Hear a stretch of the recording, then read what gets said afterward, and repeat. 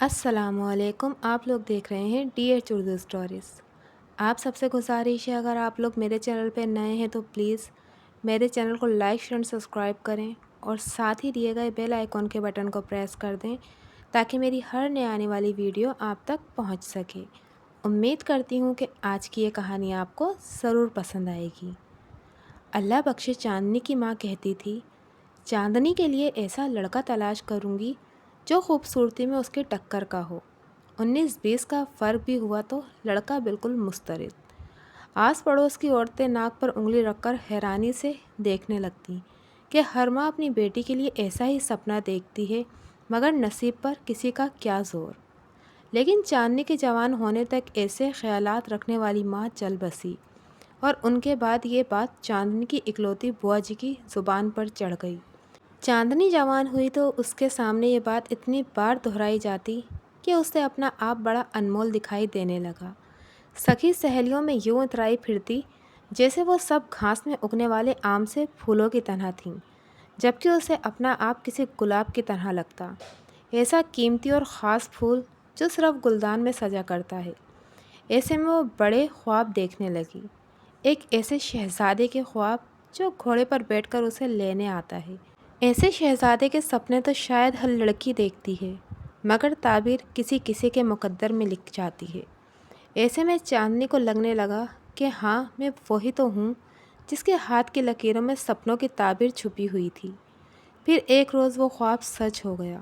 Digest کا hero افسانوی دنیا سے نکل کر حقیقی زندگی میں آ گیا۔ یہ آدھی بہار کے دن تھے، پیڑ پودے ایک نیا جنم لے رہے تھے، کھیت کسی رنگوں بھری پینٹنگ جیسے دکھائی دیتے، گاؤں میں ہر طرف ہریالی ہی ہریالی تھی۔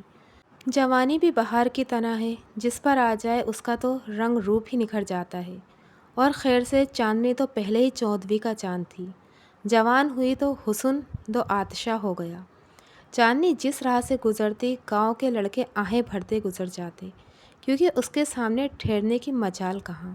ایک تو اس کا حسن اور دوسرا اس کی بوا جی کی، جو کم خوبصورت لڑکوں کی ماں کو دہلیز پار کرنے نہ دیتی۔ مگر وہ تاثیر محسن تھا، خوبصورتی میں چاندنی کی ٹکر کا 19-20 کا بھی فرق نہ تھا۔ دونوں کی ملاقات بھی بڑے عجیب انداز میں ہوئی۔ ہوا کچھ یوں کہ اچانک ایک روز بیٹھے بیٹھے چاندنی نے اپنے بچپن کی سہیلی شمی سے کہا، صبح سے میرا جی کچھ کھٹا میٹھا کھانے کو چاہ رہا ہے، چل اٹھ باغ میں چلتے ہیں۔ اور دونوں بوا جی کو بتا کر باغ کی طرف چل پڑیں۔ ابا جی وہیں زمینوں پر مل گئے اور ضروری کام کا کہہ کر آگے اپنی زمینوں کی طرف بڑھ گئے۔ باغ میں داخل ہونے سے پہلے ایک کچا پکا راستہ آتا تھا، جو اتنا چھوٹا سا تھا کہ اس پر ایک وقت میں ایک ہی بندہ گزر سکتا۔ اس روز ایسا اتفاق ہوا کہ ادھر چاندنی نے اس راستے پر پیر رکھا اور ادھر سے نظریں جھکائے ایک اجنبی آدھا دکھائی دیا۔ جب تک دونوں نے ایک دوسرے کو دیکھا تب تک وہ دونوں آدھا راستہ پار کر چکے تھے۔ اب دونوں میں سے کسی ایک کو پیچھے پلٹنا تھا، مگر وہ اڑ گئے۔ دونوں مزاجن بھی ٹکر کے لگتے تھے، 19-20 کا فرق نہیں۔ کچھ دیر تو دونوں میں بڑی تکرار ہوئی، کوئی پیچھے ہٹنے کو تیار ہی نہیں۔ پیچھے کھڑی شمی زمین پر آلتی پالتی مار بیٹھ گئی۔ وہ چاندنی کے مزاج کو جانتی تھی، یہ ہو ہی نہیں سکتا تھا کہ وہ پیچھے ہٹ جائے۔ اسے لگا آج کا دن تو گیا، مگر اگلے ہی لمحے اس کی آنکھیں پھٹی کی پھٹی رہ گئیں جب چاندنی اجنبی لڑکے کی کسی بات پر ہنستی چلی گئی اور وہ اس کی آنکھوں میں دیکھتا ہوا آگے بڑھتا گیا۔ چاندنی دھیرے دھیرے پیچھے ہٹتی جا رہی تھی، یہاں تک کہ وہ اجنبی راستہ پار کر کے کھیتوں کی طرف مڑ گیا، اور چاندنی باغ کی طرف جانے کے بجائے اسے دور جاتا دیکھتی رہی۔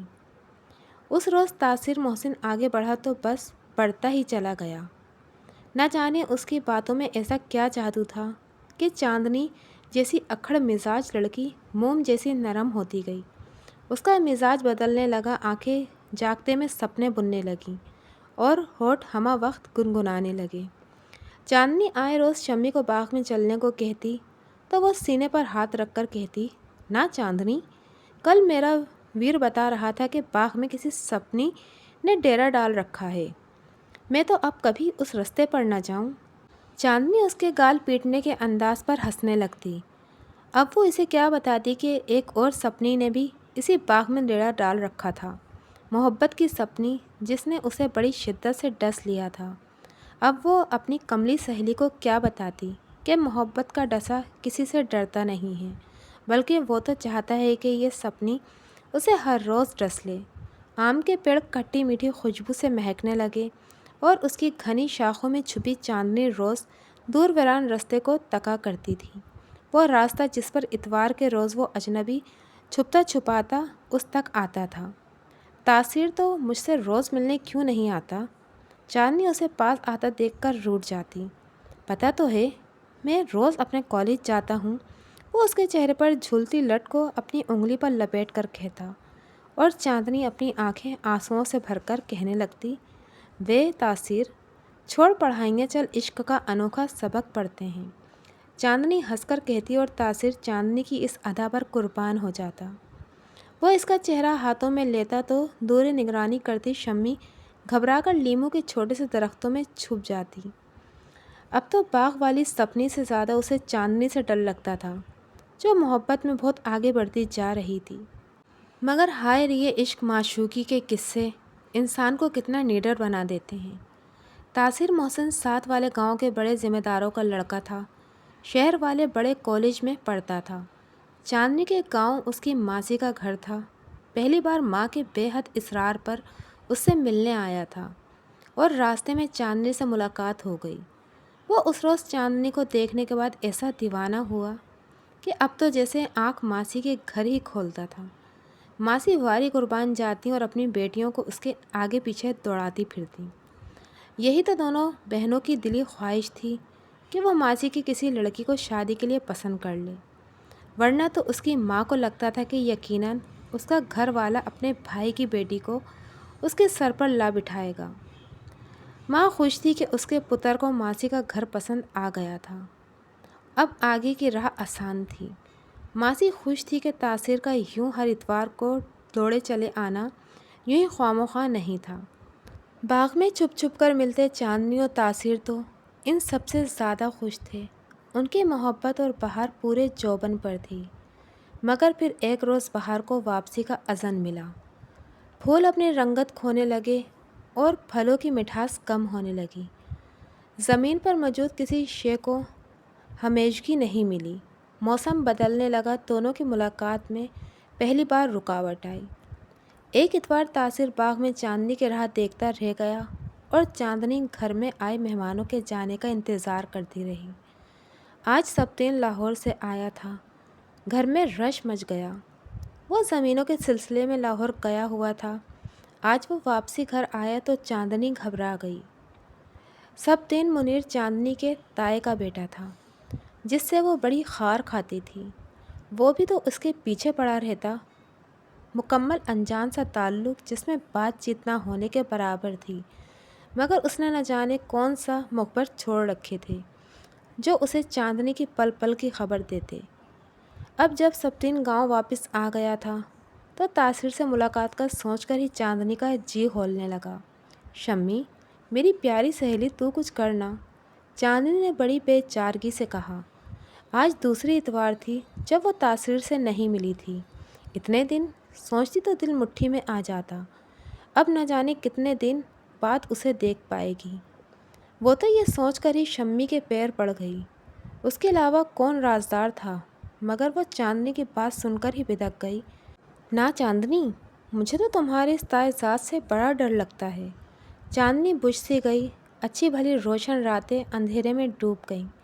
جاتی بہار کے دن تھے، مگر اسے تو پل میں گاؤں یوں ویران نظر آنے لگا جیسے ہر طرف خزاں اتر آئی ہو۔ کیاریوں میں کھلے پھول کے منہ جیسے اترے ہوئے تھے اور اب وہی کھلی کھلی ہوا بھی اسے تھکے تھکے انداز میں چلتی تھی۔ ایسے میں چاندنی کے لیے دن سے رات اور رات سے دن کرنا دوبر ہو گیا۔ رہ رہ کے تاثیر کی میٹھی باتیں یاد آتیں اور آنکھیں بھیگنے لگتیں۔ اس کا دل کرتا کہ تاثیر کہیں سے آئے اور اسے یہاں سے دور لے جائے۔ پھر اچانک جیسے اندھیرے میں کہیں سے اڑتا ہوا جگنو ہاتھ آیا اور چاندنی کے گال خوشی سے چمکنے لگے۔ پاس پڑوس میں ہی ایک لڑکی کی شادی تھی۔ اس کی بارات تاثیر کے گاؤں سے آنی تھی۔ चांदनी को पता चला तो वो खिल उठी।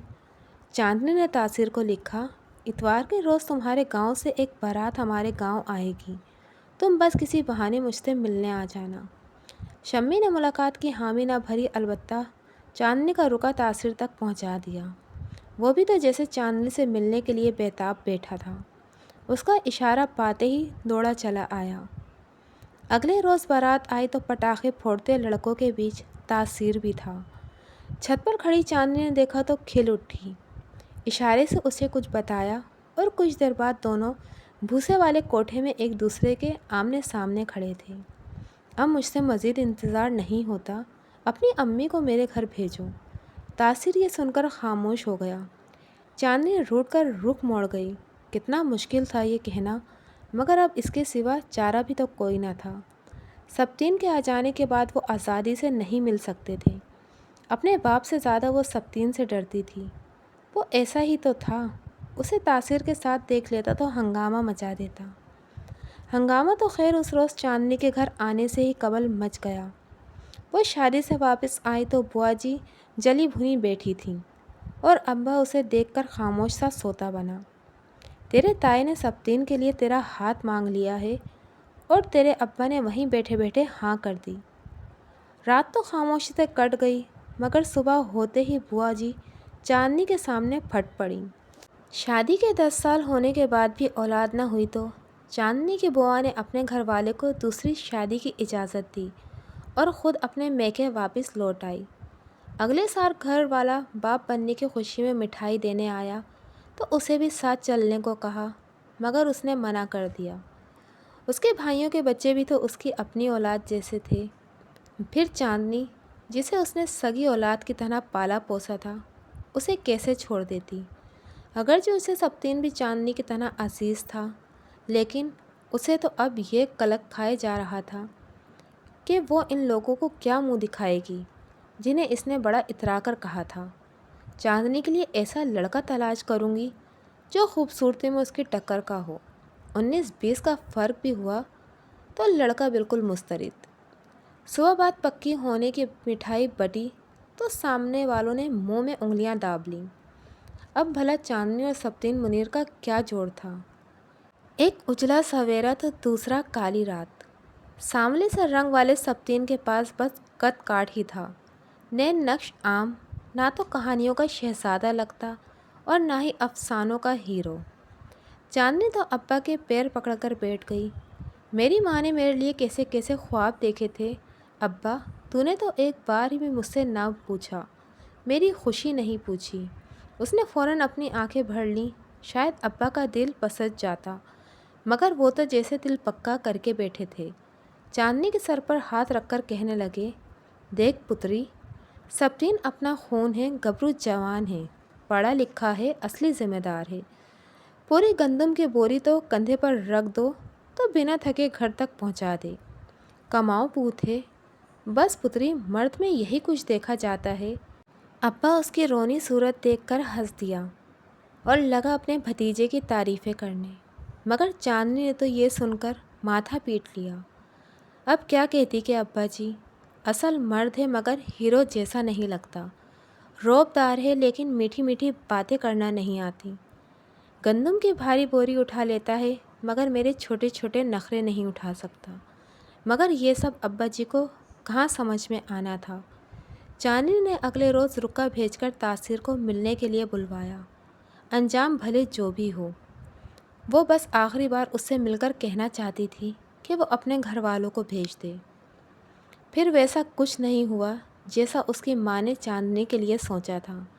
बुआ जी उसकी रुखसती वाले रोज़ फपक फपक कर रो पड़ी कि अब वो इसकी मरहुमा माँ को क्या मुंह दिखाएंगी कि वो इसका कहा पूरा ना कर पाई। मोहल्ले वाले तो बुआ जी को ऐसे गज़बनाक नज़रों से घूर रहे थे कि मत पूछिए। हर लड़का उन्हें ही अपना दुश्मन समझ रहा था। काश वो भी सब्तीन की तरह जीदारी दिखा देते तो आज ये सूरत हाल ना देखनी पड़ती। स्टेज पर चांदनी और सब्तीन साथ बैठे थे, मियाँ बीवी के रूप में। और हैरत की बात तो ये थी कि चांदनी बड़ी खुश दिखाई दे रही थी। ये काया पलट कैसे? یہ تو بس چاندنی ہی جانتی تھی کہ اس کا دل کیسے بدلا تھا۔ کچھ واقعات لمحوں میں آپ کا دل بدل دیتے ہیں، جیسے اس روز جب چاندنی تاثیر سے ملنے کے لیے باغ میں پہنچی تو وہ بڑی دیر تک نہ آیا۔ شمی اسے بار بار گھر چلنے کا کہتی، مگر اس نے وہاں سے ہلنے کا نام تک نہیں لیا۔ اسی دوران ایک لڑکا ان کے پاس آیا اور اس نے چاندنی کی طرف ایک رکا بڑھا دیا۔ تاثیر نے آنے کے بجائے رکا بھیج دیا۔ بڑی میٹھی میٹھی باتیں کرنے والا اس روز اس سے ملنے تک نہ آیا۔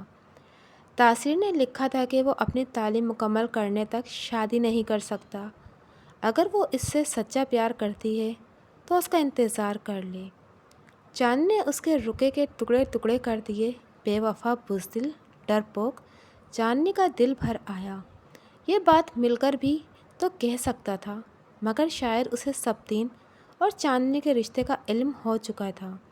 کتنی آسانی سے اس نے کہہ دیا تھا کہ اگر اس سے سچا پیار کرتی ہے تو اس کے لیے چند سال ٹھہر جائے۔ تو کیا وہ اس سے سچا پیار نہیں کرتا تھا؟ کیا وہ اس کی خاطر ایک بار بھی اپنے گھر والوں سے بات نہیں کر سکتا تھا؟ محبت معتبر ہو جاتی، مگر نہیں، وہ بدنامی کے خوف سے ملنے تک نہیں آیا۔ اس کے ارد گرد جیسے خزاں اتر آئی۔ سارے راستے سنسان دکھائی دینے لگے۔ دل کی بستی یکدم اجڑ سی گئی۔ بھلا قصے کہانیوں کے شہزادے ایسے ہوتے ہیں؟ ہرگز نہیں۔ کئی راتیں روتے ہوئے گزر گئیں۔ پھر ایک روز چاندنی نے اس کے رکے جلا ڈالے۔ بے وفاؤں کی کوئی نشانی سنبھال کر نہیں رکھی جاتی۔ ساری راکھ ہوا میں اڑنے لگی۔ اس کا جی جیسے ہلکا پھلکا ہو گیا۔ انہی دنوں ذمہ دار فصل کٹائی سے فارغ ہوئے تو گھر والوں نے سبتین اور چاندنی کی شادی کی تاریخ رکھ دی۔ سبتین گھر والوں کے کہنے پر اسے لاہور لے گیا۔ اس کی پسند کی ڈھیروں ڈھیر چیزیں لے کر دیں۔ اس روز چاندنی نے سبتین کا ایک نیا روپ دیکھا۔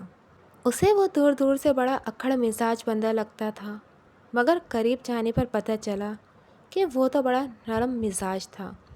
کچھ چیزوں کے لیے سختی بڑی ضروری ہوتی ہے، اسے آج سمجھ آ رہا تھا۔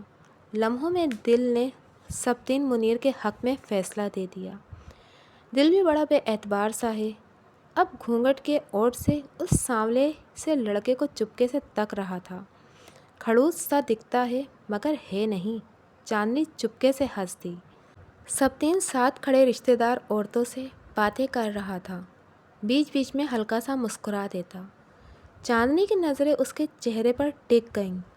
کل تک جس لڑکے سے وہ خار کھاتی تھی، آج کے روز وہ دل ہی دل میں اسے کتنا سراہ چکی تھی۔ بھلے مرد رنگ روپ کا پکا ہو، مگر وعدوں اور ارادوں کا کچا نہیں ہونا چاہیے۔ چاندنی کو اصلی اور نقلی ہیرو میں فرق معلوم ہو چکا تھا۔ شادی سے پہلی والی محبت بڑی بے اعتبار ہوتی ہے۔